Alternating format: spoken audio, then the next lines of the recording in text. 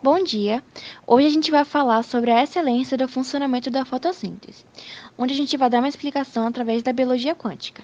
Eu, Camila da Fonseca, André Luiz e Marina Alves. A biologia quântica, ela está desvendando os mistérios do processo bioquímico mais importante do planeta, pois, apesar de ter esse tamanha importância, ela ainda se apresenta como um enigma para os cientistas. Ela refere-se às aplicações da mecânica quântica e da química teórica aos objetos e problemas biológicos.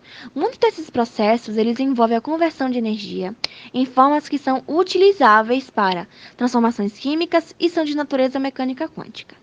E assim que advém a importância da biologia quântica, pois essa área da biologia, ela pode estar ajudando os cientistas a criarem células solares e sistemas de armazenamento de energia mais competentes, assim como ela tem ganhado importância no campo da biomedicina.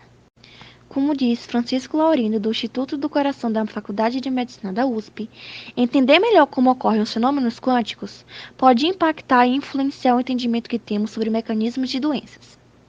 Bom, para entender a aplicação da biologia quântica no processo de fotossíntese, precisamos recapitular um pouquinho, esse processo. A fotossíntese é um mecanismo pelo qual plantas verdes e alguns outros organismos, como algas e cianobactérias, que utilizam a luz solar como catalisador de uma reação entre gás carbônico e água na síntese de glicose, de açúcar e oxigênio. Ela pode ser dividida em duas fases. A primeira fase é a fotoquímica, ou também chamada de fase clara, e a fase química, ou fase escura. A fase clara necessita da luz solar para ocorrer, e por isso que ocorre durante o dia, e nela ocorre a fotólise da água e também a fotofosforilação, que é a formação do ATP. E a fase escura é onde ocorre a fixação do carbono, que é utilizado no ciclo das pentoses, o ciclo de Kelvin, para a produção do açúcar. Mais para frente, eu só vou focar na fase clara, porque a gente precisa entender um pouco ela para ver a aplicação da biologia quântica no processo de fotossíntese. Primeiro, vamos olhar mais de perto para a organela responsável pela fotossíntese nas plantas, que é denominada cloroplasto. Esses discos verdes dentro do cloroplasto são os tilacoides, que é onde ocorre a fase clara da fotossíntese. Dentro de cada tilacoide existem moléculas de clorofila, que são pigmentos que conferem a cor verde às plantas, pois elas absorvem a luz na região azul e vermelha do espectro eletromagnético e emitem e refletem a cor verde. E essa energia proveniente do Sol que a clorofila absorve é então transformada em energia química através do processo de fotossíntese. Essa imagem representa a membrana tilacoide, que, como eu já disse, é onde ocorre a fase clara da fotossíntese. Nesse esquema, há a presença de diversos componentes reacionais que permitem o transporte de elétron ao longo da cadeia. À esquerda está representado o fotossistema 2, que é o complexo proteico onde ocorre a primeira absorção de fótons pelas clorofilas, que excitam o elétron dessa molécula até o centro reacional. Essa primeira bolinha azul depois do fotossistema 2 é a plastoquinona, que é o primeiro aceptor de elétrons da fotossíntese. Após ela, temos o citrocromo B6F, que é uma enzima que catalisa a reação da plastoquinona com a plastocianina, que é o próximo carregador de elétrons. A plastocianina transporta os elétrons até o fotossistema 1, onde ocorre novamente a absorção de fótons, onde os elétrons são transferidos para outro receptor, a ferrodoxina. Logo após, há a presença da enzima ferrodoxina NADP reductase, que catalisa a reação entre a ferrodoxina e o NADP. Para entender melhor o que foi dito, vocês vão ver agora uma animação, onde eu narro tudo o que acontece na fase clara. Como eu já havia dito, a fase clara da fotossíntese acontece dentro do cloroplasto, na membrana desses pequenos discos, os tilacoides.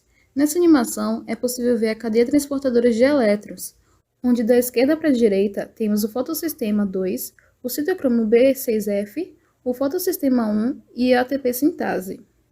Quando um fóton atinge uma molécula de clorofila, o elétron da última camada do magnésio é excitado, criando energia de ressonância, que é transferida para clorofilas vizinhas. Essa energia viaja ao longo da cadeia até atingir um centro de reação do fotossistema 2, onde há a liberação de um elétron. Quando dois elétrons são liberados no centro de reação, eles são carreados pelo primeiro receptor de elétrons, a plastoquinona. Além dos dois elétrons, esse receptor também carrega dois prótons disponíveis no estroma. Então, esses dois elétrons que foram perdidos no fotossistema 2 são repostos através da hidrólise de moléculas de água. A quebra dessas moléculas também libera prótons no interior do tilacoide, criando um gradiente eletroquímico. Depois que ocorre a hidrólise de duas moléculas de água, há então a liberação de gás oxigênio. Voltando àquele primeiro receptor de elétrons, a plastoquinona, ela transfere dois elétrons ao citocromo B6F e libera os dois prótons no exterior do tilacoide. E o citocromo B6F também libera mais dois prótons no lúmen do tilacoide. Os elétrons são então transferidos para a plastocianina, outro carregador de elétrons, que leva os elétrons até o fotossistema 1. Nessa parte, fótons atingem novamente uma molécula de clorofila, possibilitando a transferência de elétrons para um próximo aceptor, a ferredoxina, que adiciona esses dois elétrons ao NADP, que juntamente com um próton forma o NADPH, um dos produtos finais dessa fase clara. O gradiente eletroquímico que é criado por essa cadeia transportadora de elétrons é utilizado pela proteína ATP sintase para criar ATP a partir de uma molécula de ADP e de um radical de fosfato inorgânico, sendo este o produto final dessa fase. Bom, parece que alguém tem uma dúvida sobre esse processo. Vamos ouvi-la. I am Groot.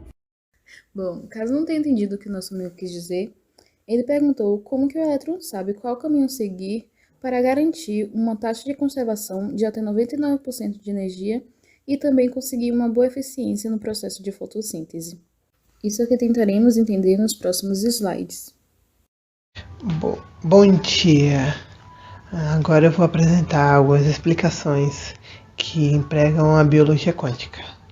Ou seja, eles vão trabalhar com viés físico para explicar a eficiência da cadeia transportadora de elétrons. Bom, após essa interação inicial entre luz e matéria, tal qual apresentada pela minha colega em tópicos anteriores, essa energia absorvida, uma das teorias apresenta que as partículas subatômicas responsáveis pela essa energia, os fótons, eles se encontram em estado de sobreposição quântica, em que não se é possível encontrar a sua posição. Logo, elas estão em um estado em que só é possível supor a sua localização. Dessa forma, elas são capazes de atravessar o caminho até o centro de reação, seguindo os mais variados trajetos, empregando assim todas as possibilidades de trajetórias. Elas acabam por optar o trajeto mais rápido, aquele que fornece menores obstáculos. Isso se dá por toda a molécula até o centro de reação, por todas as moléculas de clorofila até o centro de reação. Sustentando essa teoria, há o fato das clorofilas estarem dispersas aleatoriamente pelo caminho até o centro de reação, além da existência de dados experimentais que apoiam essa hipótese. Já outro ponto, ele diz que a energia absorvida é utilizada para a vibração do grupo cromóforo. Essa energia absorvida é empregada para o aumento da energia cinética das moléculas. Esse movimento periódico dos átomos, ele continua de forma contínua até o momento em que a absorção se iguale à diferença de energia necessária para a ocorrência de uma transição eletrônica, em que ocorre a ressonância e assim troca de energia entre as moléculas, ocorrendo assim a transferência de energia entre moléculas de clorofila.